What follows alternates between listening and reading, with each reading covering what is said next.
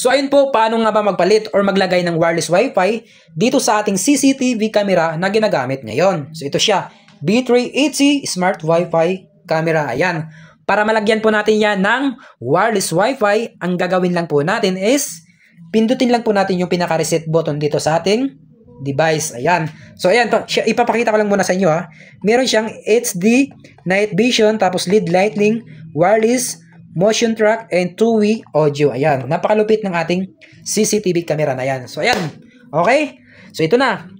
Punta lang tayo sa pinaka reset button. Ayan. Pindutin lang natin yan. Okay. So malapit dito sa ating lagayan ng SD card. Ayan. So bakit nga ba kailangan nating i-reset yan?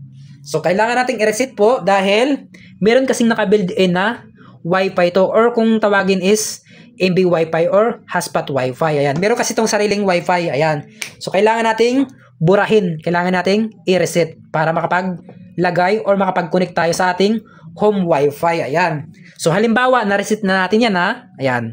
After natin ma-reset yan, magsasalita po yan. Tapos, halimbawa, okay na lahat. Ayan. Punta na po tayo sa pinaka-device natin or pinaka-apps natin. B380 Pro or B380 is parehas lang po yan.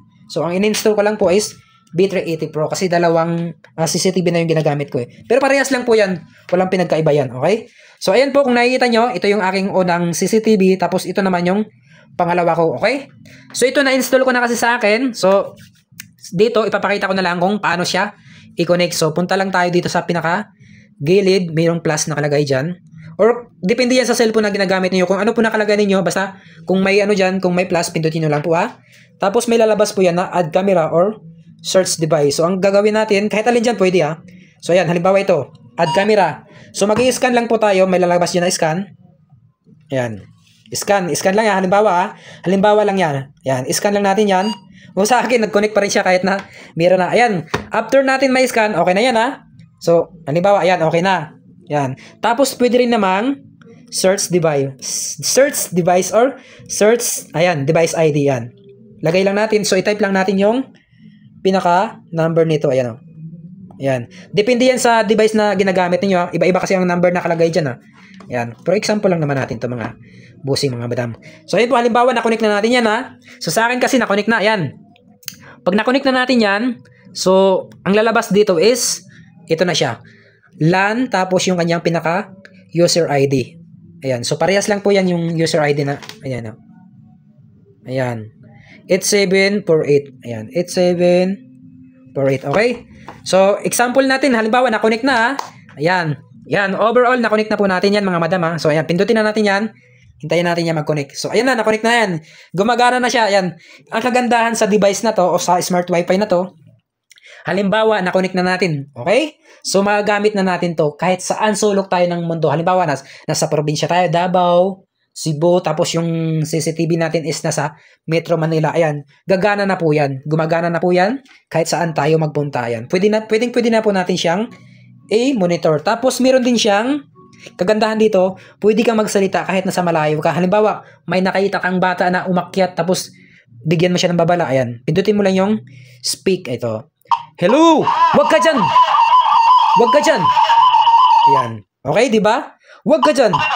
Okay? So, pindutin mo lang, long press mo lang yan. So, sa akin kasi nag-i-echo siya dahil andito tayo sa malapit lang yung cellphone natin tsaka malapit lang yung device. Kaya nag-i-echo siya. Pero pag nasa malayo tayo, hindi po yan mag-i-echo. Tapos, pwede rin natin siyang i-record. Ayan, may nakalagay na record yan. So, pag once na pinindut natin yan, halimbawa, may umakyat na bata. Yan, pwede natin i-record. Pindutin yung record dito. Ayan. So, automatic yan, mag-save sa inyong cellphone. Okay? Tapos, meron din siyang, tawag dito, light control. Ayan, o. Yan. Pwede siyang i-on. Ayan, o. On. Pwede siyang i-off. Ayan.